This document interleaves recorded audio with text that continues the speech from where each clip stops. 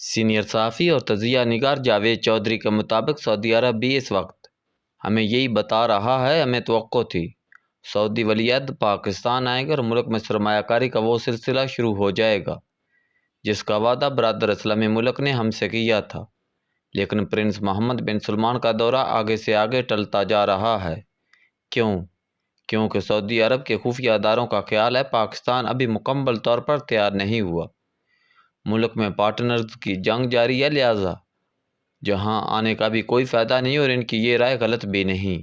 آپ خود سوچئے، آپ اگر کھرب پتی ہوں یا آپ سعودی عرب کے کراؤن پرنس ہو تو کیا آپ ایک ایسے ملک میں سرمایہ کاری کریں گے جسے کہ ایک صوبے کا وزیر اعلیٰ وفاقی دارالحکومت پر قبضہ اور بجلی سپلائی کے دفتر پر دعویٰ بولنے کی دھمکی دے رہا ہو، جس میں اپوزیشن حکومت کو فارم 47 کی پیداوار کہہ رہی ہو اور وہ اسے سرے سے ماننے کے لیے تیار نہ ہو، جس میں عمران خان زیادہ ووٹ لے کر جیل میں بیٹھا ہو اور وہ وہاں سے آرمی چیف کو قیامت تک پیچھا کرنے کی دھمکی دے رہا ہو، جس پر سابق وزیر اعظم پر گڑی ہار اور سیفر کا کیس چل رہا ہو، اور اس کا ایک ترجمان ٹی وی پر بیٹھ کر یہ کہہ رہا ہو ہماری حکومت کی تبدیلی میں سعودی کراؤن پرنس کا ہاتھ بھی تھا، جس میں 9 مئی جیسا واقعہ ہوا ہو، ریاست سال گزرنے کے باوجود مجرموں کا تعین کر سکی ہو، نہ کسی کو سزا دے سکی ہو، جس میں مولانا فضل الرحمان اور P T I long march کی تیاریاں کر رہی ہیں، اور ان سب کے ساتھ بلوچستان میں پنجابیوں کو گولی ماری جا رہی ہو، دہشت گردی عام ہو، ججوں کی پگڑیاں فٹ بال بنا کر ان کے ساتھ کھیلنے کی دھمکیاں دی جا رہی ہوں، اور سپریم کورٹ 57,000 مقدمات کی گٹھڑی پر بیٹھ کر سیاسی مقدموں کے فیصلے کر رہی ہو، اور سیاستدان روز عدلیہ کو آنکھیں دکھا رہے ہیں، اور اس تماشے کے ساتھ ساتھ پارلیمنٹ ہاؤس میں روز دنیا ماں بہن کی گالیاں سن رہی ہو اور مردوں کو قبروں سے نکال کر پھانسی دینے کے اعلان دیکھ رہی ہو۔ آپ خود بتائیے، اگر آپ پرنس محمد سلمان ہوں تو کیا آپ اس ملک میں سرمایہ کاری کریں گے؟ نہیں کریں گے، لہذا ہمیں حماقت کی نیند سے جاگنا ہوگا اور کسی ایک ایسے شخص یا عہدیدار کو آگے بڑھ کر باپ کا کردار ادا کرنا ہوگا جو سب کو اکٹھا بٹھا سکے۔ اگر چیف جسٹس یہ کوشش کر لے تو زیادہ مناسب ہے، یہ تمام سٹیک ہولڈرز کو اکٹھا بٹھا کر کوئی فریم ورک طے کر دے، ماضی کی غلطیوں کو دفن کر دے اور سب مل کر آگے کا سفر شروع کر دے تو شاید سفر کٹنا شروع ہو جائے، ورنہ ہم مکمل تباہی کے دہانے پر کھڑے ہیں، نیچے لاوے کا تالاب ہے، ہم اس کے کنارے کنارے چل رہے ہیں اور ساتھ ایک دوسرے کو کونیاں بھی مار رہے ہیں، یہ معاملہ آخر کتنی دیر تک چلے گا؟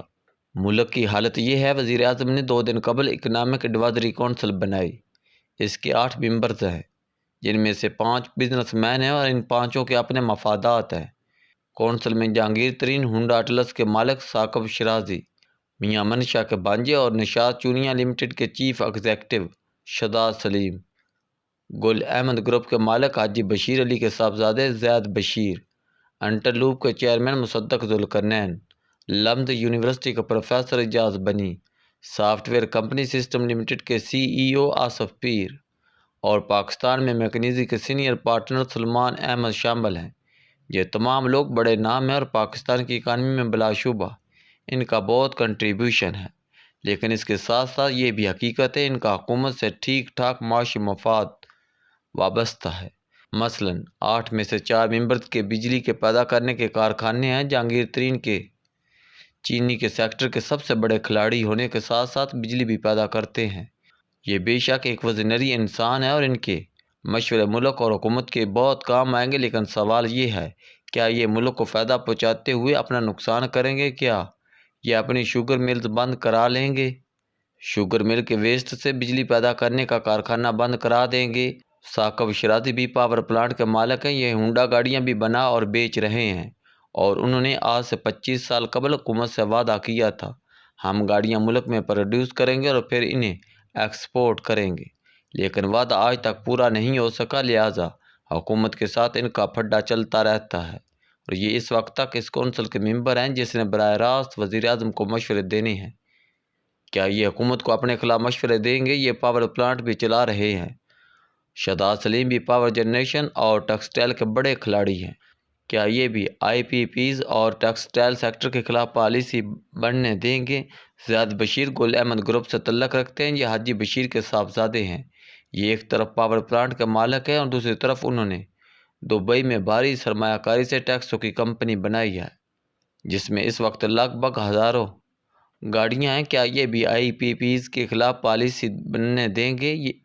یا یہ دبئی میں 1000 گاڑیوں کی کمپنی بنا کر حکومت کو ملک میں سرمایہ کاری کا پلان بنا کر دیں گے؟ ایجاز بنی لمز کے پروفیسر ہیں۔ یہ کتنی بڑی توپ ہے، آپ لمز کے پروفیسر اور طالب علموں سے پوچھ لیں۔ سلمان احمد کی company McKinsey F B R کی ڈیجیٹائزیشن کر رہی ہے اور یہ اس کاروباری سمجھوتے کے ساتھ وزیر اعظم کی ایڈوائزری کونسل میں بھی شامل ہیں۔ تاہم کمیٹی میں 2 لوگ بہت اچھے اور سیلف لیس ہیں، مصدق ذوالقرنین اور آصف پیر۔ مصدق ذوالقرنین جرابوں کی سب سے بڑی کمپنی انٹرلوپ کے چیئرمین ہیں اور ان کا حکومت کے ساتھ بظاہر کوئی ٹکراؤ نہیں۔ یہ ویژنری انسان بھی ہیں۔ آصف پیر سسٹم لمیٹڈ کے CEO ہیں۔ اس کمپنی میں عرب ملکوں نے سرمایہ کاری کر رکھی ہے، اس کی گروتھ بہت اچھی ہے اور اس کا بھی حکومت کے ساتھ کوئی ٹکراؤ نہیں۔ لیکن جو باقی 6 لوگ ہیں، یہ براہ راست حکومت اور حکومت براہ راست ان سے متاثر ہوتی ہے۔ لہٰذا حکومت نے دودھ کی مشاورت کے لیے 6 بلے رکھ دیے ہیں۔ میں بزنس مینوں کا حمایتی ہوں۔ میں دل سے سمجھتا ہوں اگر ملک میں بزنس چلے گا تو ہی ملک چلے گا، بزنس بند تو ملک بند۔ لیکن اس کے ساتھ ساتھ مالی مفادات کا ٹکراؤ بھی دنیا کی ایک بہت بڑی سچائی ہے۔ آپ اگر ریچھ کو شہد کی حفاظت کی ذمہ داری دیں گے تو یہ تجربہ کامیاب نہیں ہوگا۔ وہ جی جان سے آپ کی خدمت کرتے ہیں، آپ کو وہ دونوں بہت اچھے بھی لگتے ہیں، لیکن سوال یہ ہے کہ آپ ان کی خدمت اور عمر بھر کی دوستی کے باوجود اس پروجیکٹ میں سرمایہ کاری کریں گے، اور یہ سرمایہ کاری بھی ہو بھی 30-40 ارب ڈالر۔ مجھے یقین ہے آپ کا جواب نہ ہوگا۔ آپ اپنے دوست کا احترام کریں گے، اس کے بیٹے سے بھی شفقت اور محبت سے پیش آئیں گے، اس کے سر پر بھی پیار سے ہاتھ پھیریں گے۔ یہ آج بھی آپ کے پاس آئے گا، آپ اس سے ملیں گے، اس کی خدمت کریں گے اور اسے $2-4 ملین بھی دے دیں گے۔ لیکن جب انویسٹمنٹ کی باری آئے گی تو آپ کو صاف انکار کر دیں گے۔ کیوں؟ کیونکہ آپ جانتے ہیں اس کمپنی میں آپ کا پیسہ برباد ہو جائے گا۔ اس سے کہیں بہتر ہے آپ یہ رقم سیدھی کنویں میں پھینک دیں۔